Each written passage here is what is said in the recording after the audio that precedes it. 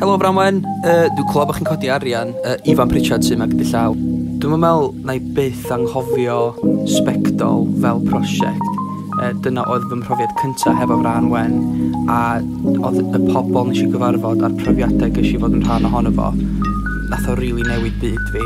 Mae cael y lle na ymysg pobl sydd yn union fatha chdi, sydd efo fatha y bwriadau fatha chdi, I just cynnig syniadau a datblygu nhw yn rhywbeth dwi wedi trysori'n fawr dros y blynyddoedd, a dwi'n mor falch bod Fran Wen dal I gynnig hynny hyd heddiw.